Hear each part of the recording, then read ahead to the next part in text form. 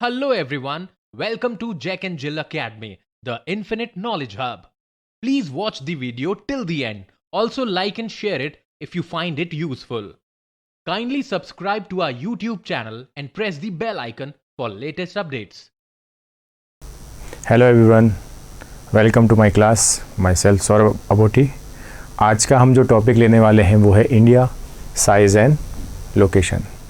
ये जो हम टॉपिक कवर करेंगे इसमें हम इंडिया की साइज़ के बारे में, उसकी लोकेशन के बारे में, हमारे आसपास के नेबरिंग कंट्रीज़ के बारे में, उन कंट्रीज़ के साथ हमारी कुछ ट्रीटीज़ हो रखी है उनके बारे में, इंडिया और वर्ल्ड का कनेक्शन क्या है, कितना इम्पोर्टेंट प्लेस रखता है इंडिया अर्थ वर्ल्ड के अकॉर्डिंग।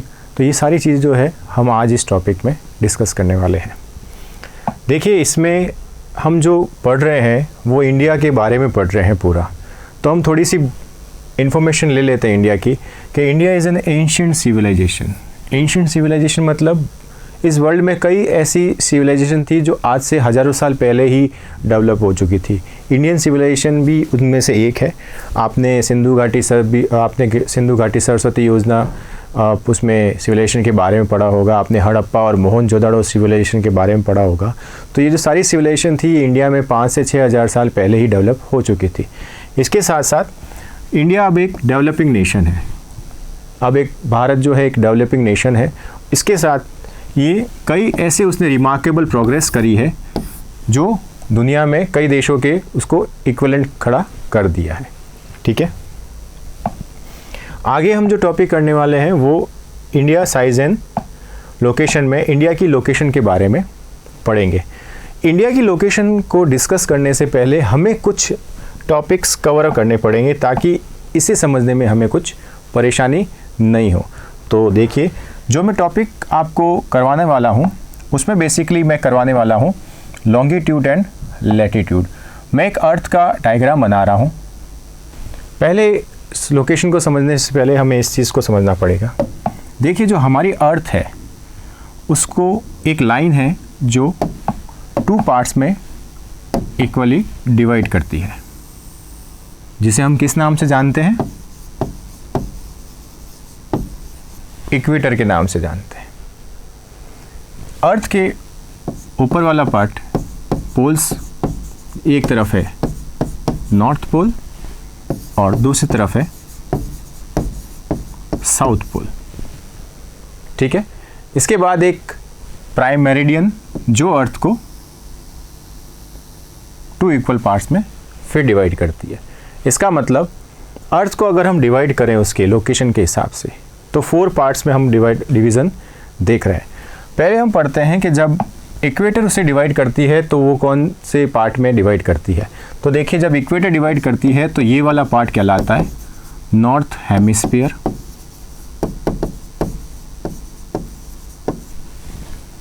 और जो नीचे वाला है जो साउथ पोल के पास में है वो कहलाता है साउथ हेमिस्फीयर।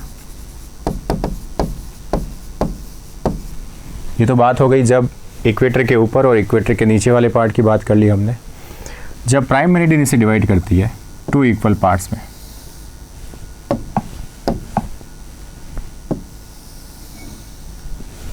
तो इस तरफ वाला पार्ट कहलाता है ईस्ट हेमिस्फीयर,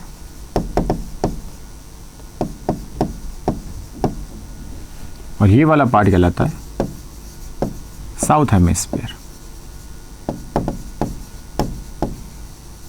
अब इंडिया की लोकेशन को हमें समझने के लिए ये समझना पड़ेगा कि इंडिया वर्ल्ड में है कहाँ पर।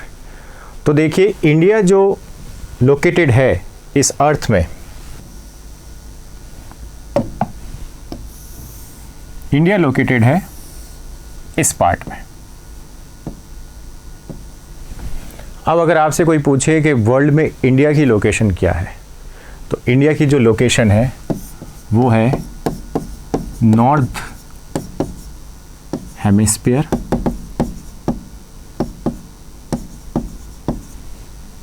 And east hemisphere. तो ये हमें अर्थ के अकॉर्डिंग हमें इंडिया की लोकेशन के बारे में पता चल गया। अब कुछ चीज़ और हमें डिस्कस करनी है। ये तो हमने पढ़ लिया कि इंडिया की लोकेशन क्या है। अब इस लोकेशन को समझने के लिए हमें लॉन्गिट्यूड और लैटिट्यूड के बारे में पढ़ना पड़ेगा। ये आपके प्रीवियस क्लास में आ चुका है, फिर भी मैं एक बार आपको छोटा सा इंट्रोडक्शन दे देता हूँ ताकि आगे प्रॉब्लम नहीं आए। ठीक है, तो देखिए अर्थ को जब इक्वेटर डिवाइड करता है तो सर्कल लाइंस अर्थ के चारों तरफ ऊपर की तरफ पोल्स की तरफ जाती है। ये सर्कल लाइंस होती है, इन्हें हम लैटिट्यूड्स कहते हैं। ठीक है, ये लैटिट्यूड्स 0 डिग्री इक्वेटर से लेके 90 डिग्री ऊपर नॉर्थ पोल तक, 0 डिग्री इक्वेटर से लेके 90 डिग्री साउथ पोल तक चलती है। और एक लाइन होती है लॉन्गिट्यूड जो south pole to north pole connect करती है। ठीक है, ये देखिए, तो ये हमारी हो गई लैटिट्यूड और ये वाली लाइंस हो गई हमारी लॉन्गिट्यूड। लैटिट्यूड एंड लॉन्गिट्यूड किसी भी देश की लोकेशन को जस्टिफाई करती है। ठीक है, हेल्प करती है उस नेशन को वर्ल्ड में दिखाने के लिए कि वो कहाँ पर सिचुएटेड है। चलिए, ये हमने डिस्कस कर लिया लॉन्गिट्यूड लैटिट्यूड के बारे में। हमने अर्थ की जो लोकेशन थी इंडिया के अकॉर्डिंग वो हमने डिस्कस कर ली। अब हम अगला टॉपिक करते हैं इंडिया की लोकेशन के बारे में। होपफुली अब आपको कोई प्रॉब्लम नहीं होगी जब हम इंडिया की लोकेशन को पढ़ेंगे। तो देखिए, India lies entirely in the northern hemisphere. मैंने आपको जैसे पहले बताया था, इंडिया पूरी तरह से नॉर्दर्न हेमिस्फीयर में लाई करता है। जैसे ये अर्थ है,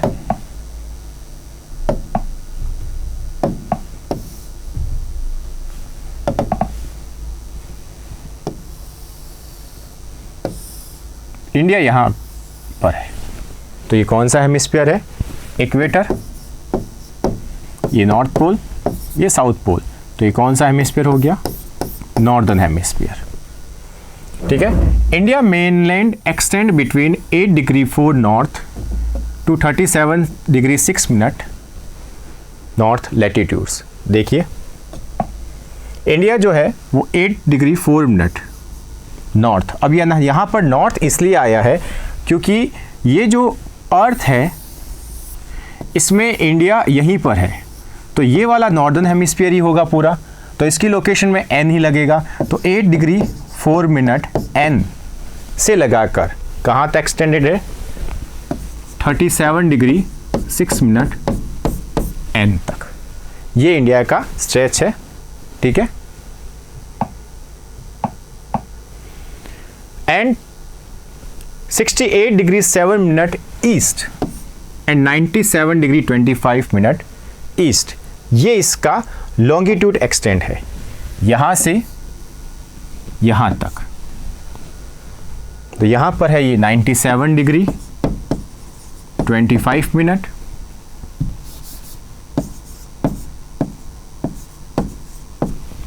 और यहां पर है हमारा 68 डिग्री 7 मिनट।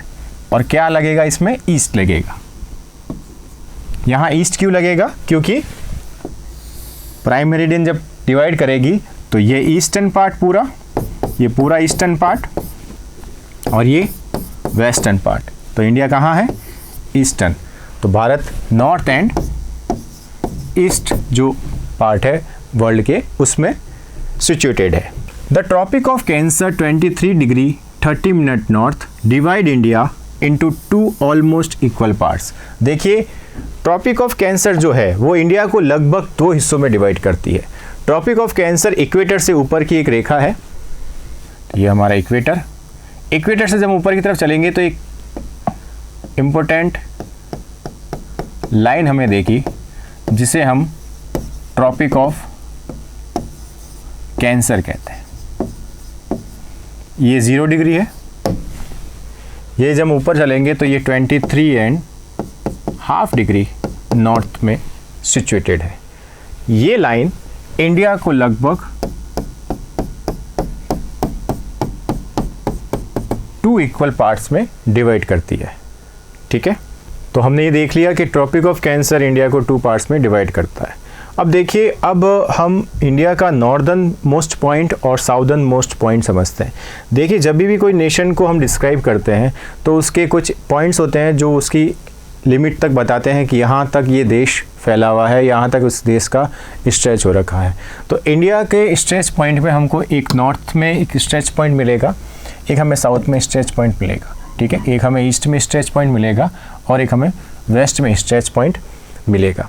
हमारे जो नॉर्थ में स्ट्रेच पॉइंट है, जहाँ पर इंडिया का लास्ट पॉइंट माना जा सकता है, डेट इज दिस वन, इसे हम इंदिरा कॉल के नाम से जानते हैं। ये कहाँ पर है? सियाचिन ग्लेशियर है, वहाँ पर ये पॉइंट है। ठीक है, it is the northern most point of India, northern most point है इंडिया का ये। ठीक है, जिसे किस नाम से जाना जाता है? इंदिरा कॉल के नाम से जाना जाता है। उसी तरह से साउथ में अंडमान निकोबार आइलैंड जहाँ पर है, वहाँ पर एक पॉइंट बना रखा है इंदिरा पॉइंट। ऊपर नॉर्थ में इंदिरा कॉल है, नीचे साउथ में इंदिरा पॉइंट है। इंदिरा पॉइंट अब समुद्र में, ओशियन में मर्ज हो चुका है, सबमर्ज हो चुका है। सुनामी में ये ख़त्म हो चुका था पॉइंट, फिर भी ये हमारे भारत का साउदर्न मोस्ट पॉइंट है। नॉर्दर्न मोस्ट पॉइंट को हमने इंदिरा कॉल के नाम से जानते हैं, जो सियाचिन ग्लेशियर में है। साउदर्न मोस्ट पॉइंट को हम इंदिरा पॉइंट के नाम से जानते हैं, जो अंडमान निकोबार आइलैंड है वहाँ पर सिचुएटेड है। अगर आपसे कोई कहे कि ये तो समुद्र में है, ओशियन में है, तो भारत का मेन लैंड का साउदर्न मोस्ट पॉइंट कौन सा है? तो देखिए, भारत का साउदर्न मोस्ट पॉइंट जो है मेन लैंड, मैं यहाँ बात कर रहा हूँ मेन लैंड की। जब भी हम किसी देश के बारे में बात करते हैं तो उसका मेनलैंड अलग होता है, उसका ओशन स्ट्रेच अलग होता है। ठीक है, यहाँ अगर हम बात करें मेनलैंड का साउदर्न मोस्ट पॉइंट कौन सा है, तो वो कौन सा होगा? कन्याकुमारी।